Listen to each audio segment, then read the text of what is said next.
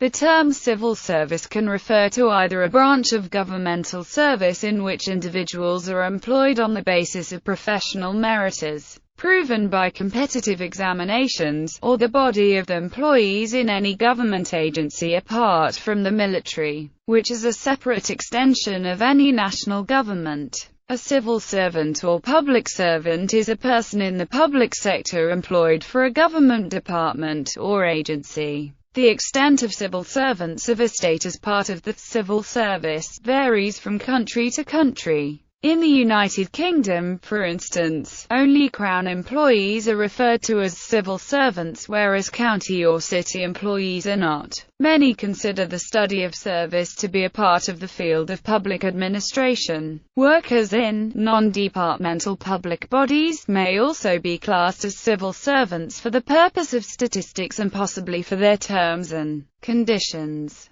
Collectively, a state's civil servants form its civil service or public service. An international civil servant or international staff member is a civilian employee who is employed by an intergovernmental organization. These international civil servants do not resort under any national legislation but are governed by an internal staff regulations. All disputes related to international civil service are brought before special tribunals created by these international organizations such as, for instance, the Administrative Tribunal of the ILO. Specific referral can be made to the International Civil Service Commission of the United Nations, an independent expert body established by the United Nations General Assembly. Its mandate is to regulate and coordinate the conditions of service of staff in the United Nations Common System, while promoting and maintaining high standards in the international civil service.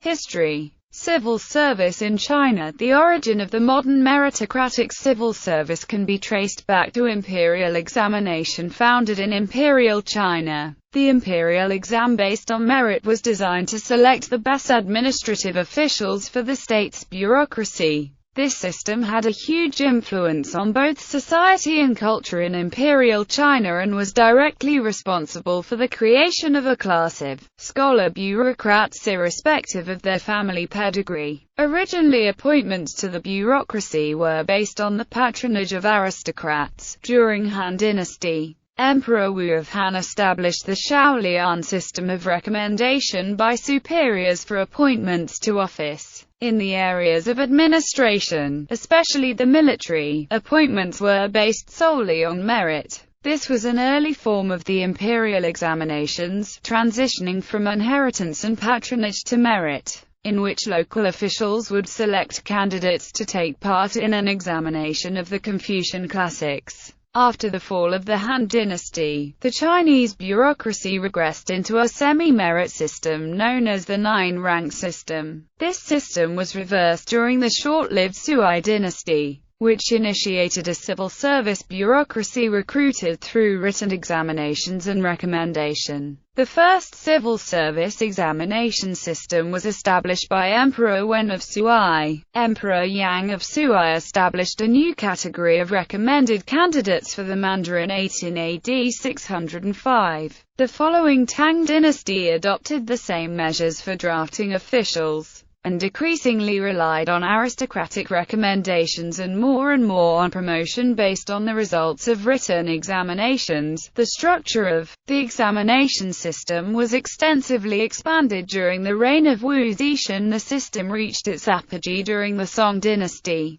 In theory, the Chinese civil service system provided one of the major outlets for social mobility in Chinese society, although in practice, due to the time-consuming nature of the study, the examination was generally only taken by sons of the landed gentry. The examination tested the candidate's memorization of the 9 classics of Confucianism and his ability to compose poetry using fixed-in traditional forms and calligraphy. In the late 19th century, the system came under increasing internal dissatisfaction, and it was criticized as not reflecting the candidate's ability to govern well, and for giving precedence to style over content and originality of thought. The system was finally abolished by the Qing government in 1905, as part of a package of reforms. The Chinese system was often admired by European commentators from the 16th century onward. Modern civil service in the 18th century, in response to economic changes and the growth of the British Empire. The bureaucracy of institutions such as the Office of Works and the Navy Board greatly expanded.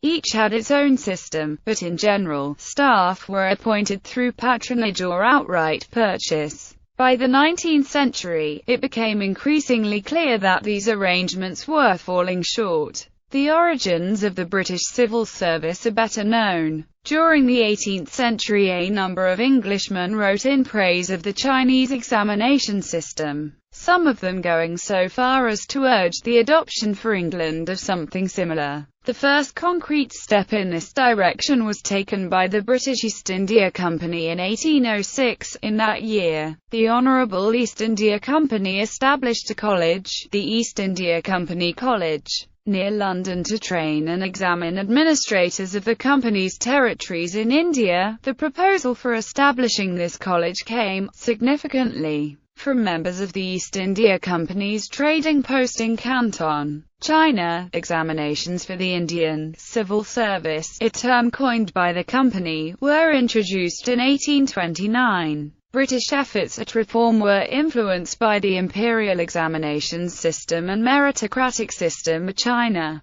Thomas Taylor Meadows, Britain's consul in Guangzhou, China, argued in his desultory notes on the government and people of China, published in 1847, that the long duration of the Chinese Empire is solely and altogether owing to the good government which consists in the advancement of men of talent and merit only, and that the British must reform their civil service by making the institution meritocratic. In 1853, the Chancellor of the Exchequer, William Gladstone, commissioned Sir Stafford Northcote and Charles Trevelyan to look into the operation and organization of the civil service. Influenced by the Chinese imperial examinations, the Northcote-Trevelyan Report of 1854 made four principal recommendations. That recruitment should be on the basis of merit determined through competitive examination. That candidates should have a solid general education to enable interdepartmental transfers. That recruits should be graded into a hierarchy, and that promotion should be through achievement, rather than preferment, patronage or purchase. It also recommended a clear division between staff responsible for routine work and those engaged in policy formulation and implementation in an administrative class. The report was well timed, because bureaucratic chaos during the Crimean War was causing a clamor for the change. The report's conclusions were immediately implemented, and a permanent, unified and politically neutral civil service was introduced as Her Majesty's Civil Service. A Civil Service Commission was also set up in 1855 to oversee open recruitment and end patronage, and most of the other Northcote-Trevelyan recommendations were implemented over some years. The same model, the Imperial Civil Service, was implemented in British India from 1858. After the demise of the East India Company's rule in India through the Indian Rebellion of 1857, which came close to toppling British rule in the country, the Northcote-Trevelyan model remained essentially stable for 100 years. This was a tribute to its success in removing corruption, delivering public services, and responding effectively to political change. It also had a great international influence and was adapted by members of the Commonwealth. The Pendleton Civil Service Reform Act established a modern civil service in the United States, and by the turn of the 20th century almost all Western governments had implemented similar reforms.